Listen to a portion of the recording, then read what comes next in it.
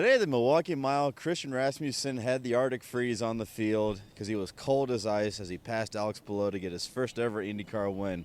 Is it product placement? Maybe, because Java House, they did a lot of activation this year, so good on them. And go ahead and Carpenter Racing for getting their first win of the season. I'm Christopher DeHarde with Frontstretch.com here with Michael Massie.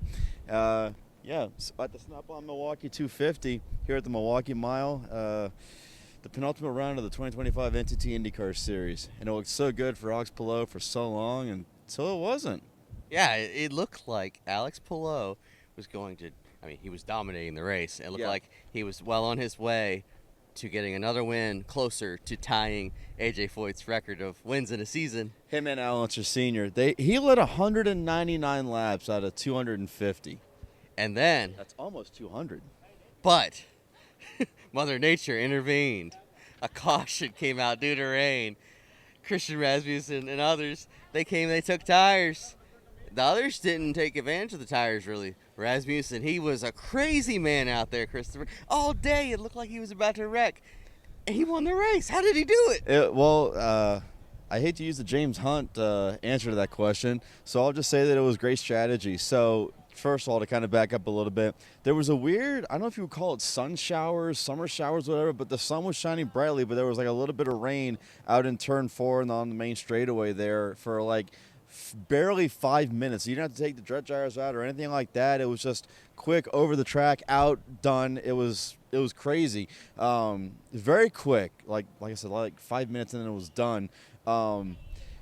Every car that was on the lead lap that to my recollection, pitted, except for race leader Alex Palou, Scott McLaughlin, and Joseph Newgarden. After them, everybody stopped, which made it fun at the very end of the race because the three guys up front had 17 laps longer on their tires than the rest of the field, and it was just a matter of who can hang on to finish the race.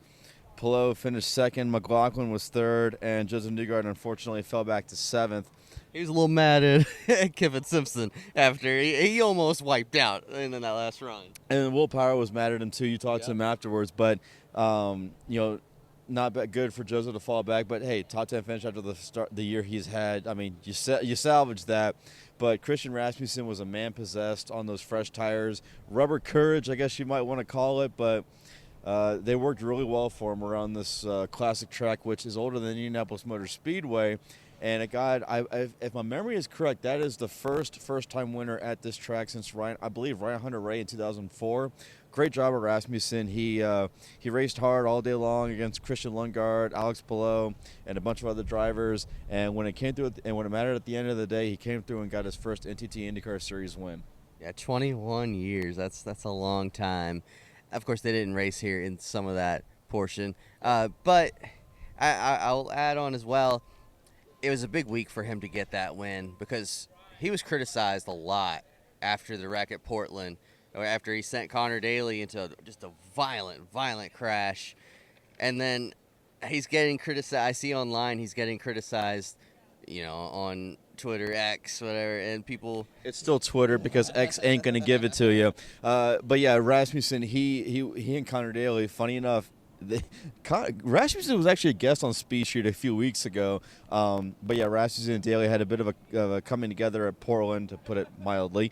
And then on Wednesday, ironically enough, at a Java House in Carmel, Indiana, the two hashed it out. They talked about, their differences and what happened, and their perspectives, and they agree to disagree. Pretty much. And then Rasmussen sent Daly his video, which Daly sent over to the stewards. They actually requested it. Every car, for those of you who are new to IndyCar, has a little small circular camera on top of the roll hoop that the engineers use for feedback. So Rasmussen sent that video to Daly, who sent it to the stewards, and they kind of agreed to disagree. But then Rasmussen, like I said, like we talked about earlier, when it mattered most at the end of the race, he pulled out the passes he needed to, and he listened. His spotter kept telling him, you don't need to pass the cars in front of you, just stay where you are and you're going to win. And he did it. He did the damn thing, and he won. And it shows the Ed Carpenter's move to step out the car, put him in there full time, paid off nicely. And then you say it was a big day for Ed Carpenter Racing. The first guy I saw down here congratulating him, Alexander Rossi. You spoke to Rossi afterwards. How was he feeling about today? It was a big scrum around Rossi after the race, which I should, first of all, my story is going to be on Rossi after this race is over. After the race is over is on Rossi. Great day for him because a great 2 races because he finished 5th at Portland and 4th here. You know, he talked earlier before the season started on his podcast Off Track with Hinch and Rossi. He said before the season started, this is going to be a difficult year. This will be a year full of challenges, a year full of rebuilding. And yet, near the end of the season, 5th at Portland, 4th here. A great job by him. But he literally went into victory lane and hugged Christian Rasmussen. Great job by him. And I wanted to talk about his race a little bit because that's what my focus is going to be on post-race. So on lap 48, he actually was the first car that stopped for a green flag pit stop. He was in 10th place at the time. By the time everybody got done with their green flag stops on lap 58 or 60, that's when Louis Foster stopped, but he wasn't running anywhere near the front. He was in 4th place afterwards. So pitting early to get on fresh tires and just run by everybody, it worked for him. He got to 4th place. He was in the top 10 for much of the rest of the race. And, yeah, great job by him and the Ed Carpenter Racing crew. They called it a magnificent race, and it was just a well-executed race by the team. And after what happened to them earlier this year, Indianapolis wasn't so good for them. There were a couple of races that it was just so frustrating for the team. What a job by Ed Carpenter Racing, who will be moving shops after the season's over. But yeah, great job. I thought they were on fire at Indy. I kid. I'm the one with the dad jokes here, all right? You got one up, a little bit. No, Michael, that was so not right. Another guy that had a really fast car. He didn't get the finish, but David Malukas, it's like he started out, you thinking he could win the race. He takes the lead from Alex Palou. He loses it, but they work on the car, so it's faster. But he's back in 3rd at that point. The next pit stop, the pit gun fails. Yeah. And he loses a lap through it all. Eventually, the guy so I thought that was it for him. I thought we'd never hear from him the rest of the day. No, the guy gets his lap back, surges all the way back up there to 8th place. Like, it's one of those deals. It's a missed opportunity because maybe he could have won because, I don't know, maybe he gets on that strategy. Maybe it's him instead of Rasmussen, or you never know. But at the same time, the comeback was incredible. So, what did you think? That's what I'll be writing about. You can read that on frontstretch.com. But what did you think about Malukas? It was a great job by him and the AJ Foyt team as we try and avoid our phone here blowing out. A little windy here. Yeah, the wind is just tremendous out here. I'm thankful we have a good microphone to help us out here. But yeah, the wind here is just crazy. Just talk about that a little bit. But yeah, Malukas, he had a good car. He started 2nd, so obviously, the team had a good setup coming into the Milwaukee Mile here, and it's just unfortunate that he had that issue because he probably would have gotten in the top 5 if it weren't for that. But it's just, this is crazy about IndyCar is that sometimes the weirdest things can bring you back in the field. I'll give you another example, a great example actually. Our 10th place finisher was Marcus Armstrong. So I know what you're thinking. So he got set up to fail at one point in this race. Yeah. So what happened was there was a caution. I believe it was for Will Power's incident with Kiffin Simpson. My God, the wind we're on the struggle bus here, ladies and gentlemen. Please work with us here a little bit on this. So he was left out to, as team owner, co-owner Mike Schenk put it, we wanted to try something. So, God, my hair is just all sorts of a mess here. You're getting everything here, folks. Just that's why you're here with us. By the way, subscribe and like and subscribe on the video and all that kind of stuff. Anyway, so they left him out there when everybody else in the field had pitted. He had I think 30 laps on his tires more compared to everybody else in the field. He took off on the restart, and then by the time they were around on the second turn of that lap, on the restart lap, he was already down in 7th place. It was a struggle, and it got worse from there. Yeah, and I heard a lot of words that I don't think our esteemed management want us to repeat on this video.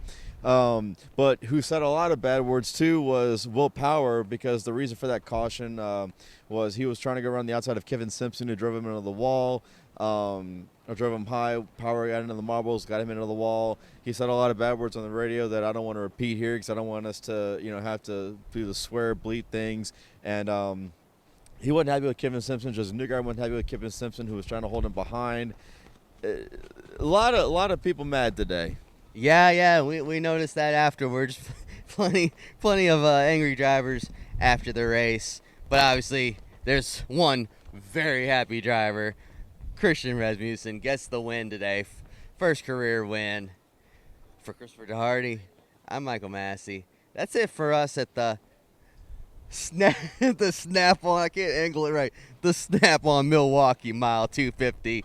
What an awesome track, awesome race, awesome crowd. I mean, they were loud today when Rasmussen took the lead from Alex Palou and during his burnouts. So credit to the Milwaukee fans here. That's next week. We're wrapping it all up. Christopher, you'll be there. Nashville. I will be there. And one last word about Christian Rasmussen. This is a long time coming because he's only the second driver in IndyCar on the road to Indy history to win all three championships on the ladder system. And then he got his first IndyCar win here today. Great job by him. Great job by the team. Well executed. And, yeah, just full marks to him. He did the job. He did everything he needed to do to win. And, looking forward to seeing what happens next week in Nashville at Nashville Super Speedway. Yeah, wrapping up the season next week. I would call it championship weekend, but the championship's already decided. But still, there's going to be a race to be decided there. And Frontstretch will have you covered there. Christopher and a whole bunch of other people will be there for us next weekend. And then that's it. That's it for the IndyCar season. But follow all our stuff along for next week on the Frontstretch Open Wheel YouTube page. All the written articles on frontstretch.com. For Christopher DeHarde, I'm Michael Massie. We got to get out of this tornado. Tom Bowles from frontstretch.com here in IndyCar land. Hope you just liked what you saw. Come back soon for more great racing videos. And if you really like us a lot, don't forget to click that subscribe button. Thanks for watching.